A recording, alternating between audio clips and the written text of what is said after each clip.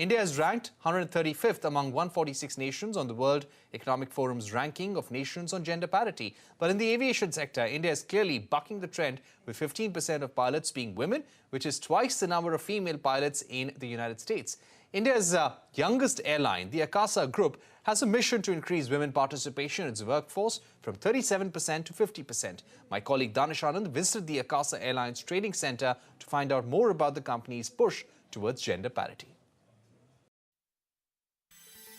This industry is extremely welcoming, but there is always a need to prove ourselves. So for all the young and aspiring girls out there, I would like to say, do not let anyone tell you that being a woman, you cannot be a pilot. Naomi De Silva is a senior captain with Akasa Air. Growing up in Mumbai, Naomi was curious about electronics and gadgets, and her childhood dream was to become a pilot. Today, she has over 6,000 hours of flying experience over 13 years, and she is an inspiration for parents and many young women.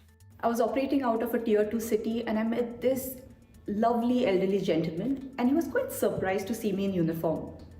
He asked me, Beta, are you a pilot? Will you be flying this plane? I politely nodded and told him, yes sir, I'll be your captain for today. He then said, my wife is sitting all the way at the back, but I really want her to come meet you. He walked with his wife, and she was so happy to see me.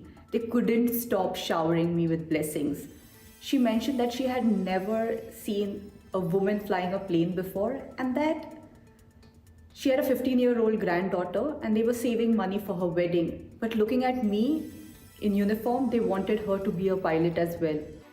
While globally the average number of women pilots is 5%, India already has 15% women pilots in the industry, with the government aiming to have more than 200 airports and at least 1,200 commercial aircraft. The number of women pilots is only set to grow more.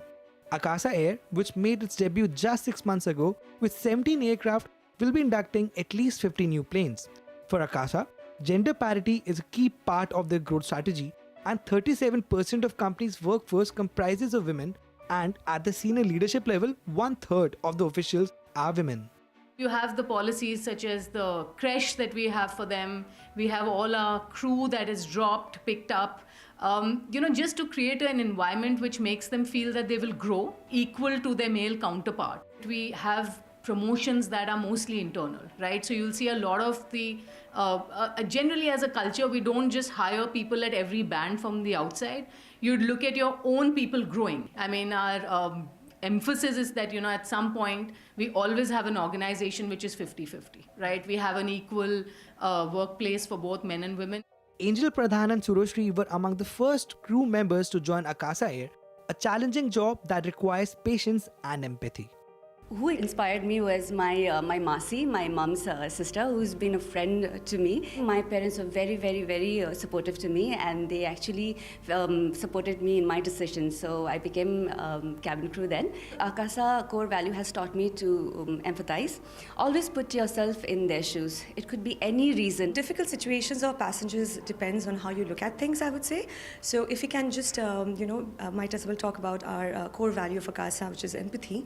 One of them being empathy. So if you can look at from their perspective, he might be having a bad day, or he might have just been stuck in traffic before coming for the flight, or he might have just been there for long check-in counters.